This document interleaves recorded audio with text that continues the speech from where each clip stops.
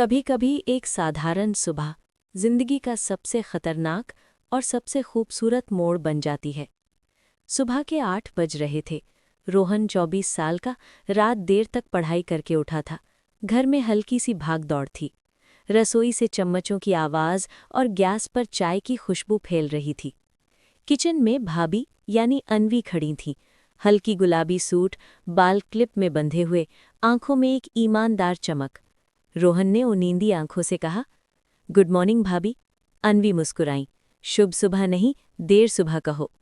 उनकी चुटकी में एक नरम अपनापन था, कुछ ऐसा जो रोहन को हमेशा से थोड़ा अलग महसूस कराता था। रसोई में आती गर्म भाप, बर्तन की हल्की आवाज़ें और भाभी की मुस्कान, इन तीनों का मिलकर एक अजीब सा माहौल बन जाता था। भाभी पराठे बना रही थीं। रोहन ने पास आकर पूछा, भाभी मदद कर दूं? अन्वी ने हल्के से आंखें उठाईं। तुम मदद? तुम तो पानी भी गिलास में नहीं भरते। रोहन हंस पड़ा। आज कर दूंगा, कसम से। भाभी ने बेलन रोककर उसे देखा। अच्छा, तो आटा उठा दो। रोहन पास आया। आटा उठाते हुए उसकी उंगलियां भाभी के हाथ से हल्के से छू गईं। स्पर्श बहुत हल्का था, लेकिन दोनों के दिल में एक छोटी सी लहर उठी। भाभी ने तुरंत हाथ नहीं हटाया। कुछ पल दोनों की उंगलियां साथ ही रहीं। फिर भाभी ने थोड़ा झेंप कर कहा, सावधान रहो। लेकिन आवाज़ में झुंझुनाहट कम और एक अलग तरह की नरमी ज्यादा थी। स्टोव की आग, तवा, परांठों की महक और उसके बीच रोहन और भाभी। रोहन सिंक के पास खड़ा बर्तन धोने लगा।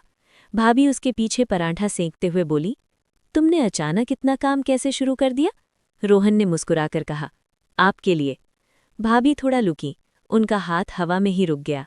धीरे से बोली, मजाक मत करो रोहन। रोहन उनके पास आकर बोला, अगर सच हो तो? भाभी का चेहरा हल्का सा लाल हो गया। कमरे में सिर्फ गैस की धीमी आवाज़ थी और दिल की तेज धड़कनें। आटे से धुला हुआ एक बर्तन भाभी के हाथ से फिसल गया। वो नीचे झुकी। उसी समय रोहन भी झुका। दोनों के चेहरों में कुछ इंच का अंतर रह गया। भाभी का चेहरा उसके बेहद करीब था। उनकी सांसें रोहन के गाल पर पड़ रही थीं। एक पल, बस एक लंबा पल। भाभी ने धीरे से कहा, रोहन। आवाज़ कांप रही थी। रोहन ने फुसफुसाकर कहा, हाँ भाभी। भाभी ने आंखें बंद कर लीं, जैसे खुद से लड़ रही हों।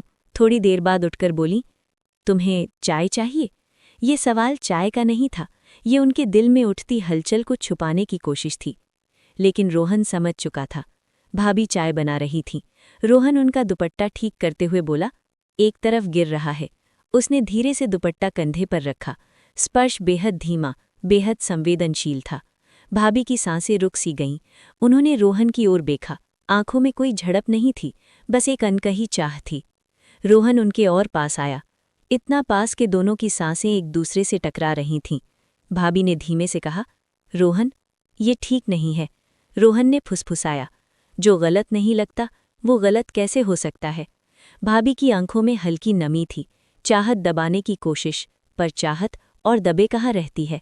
भाभी ने कहा, कोई देख लेगा। रोहन ने उनका हाथ पकड़ लिया। किचन का दरवाज़ा बंद है भाभी।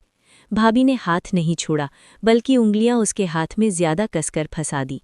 रोहन ने भाभी को हल्के से गले लगाया। किचन में खड़े दो वयस्क, करीबी, गर्माहट और चाहत से भरे हुए। भाभी का सिर रोहन के सीने पर आ गया। उसकी उंगलियां रोहन की पीठ पर सिमट गईं। उनके बीच कोई जल्दबाजी नहीं थी, सिर्फ एक गहरा, गर्म और सुकून भरा आलिंगन। भाभी ने धीमे से कहा, मुझे नहीं पता, ये क्या है? रोहन ने उनके बाल सहलाते हुए कहा, ये वही है जो आप भी महसूस कर रही हैं, और मैं भी। भाभी ने चेहरे को ऊपर उठाया। उनकी आंखों में चमक थी, होंठ थोड़ा खुले हुए। रोहन उनके बहुत करीब झुका, इतना कि बस कुछ मिलीमीटर का अंतर था। भाभी ने फुसफुसाया, रोहन प्लीज़। लेकिन आवाज़ रुकने जैसी नहीं थी, बल्कि ठहरने जैसी थी। रोहन ने उनके माथे को चूमा, धीमा, लंबा और बेहद संवेदनशील। भाभी की आंखें बंद हो गईं। किचन की दीवार पर घड़ी टिक टिक कर रही थी। भाभी ने रोहन के हाथों को अपनी उंगलियों में लिया। ये रिश्ता बहुत नाजुक है रोहन। रोहन ने कहा, पर ख़त्म तो नहीं है? भाभी मुस्कुराईं, शर्म, डर और चाहत सब एक साथ। नहीं, ख़त्म नहीं, बस धीरे धीरे समझेंगे इसको। रोहन ने सिर हिलाया। किचन फिर से सामान्य दिख रहा था, लेकिन दोनों के दिलों में एक नया, गर्म और खूबसूरत रिश्ता जन्म ले चुका था।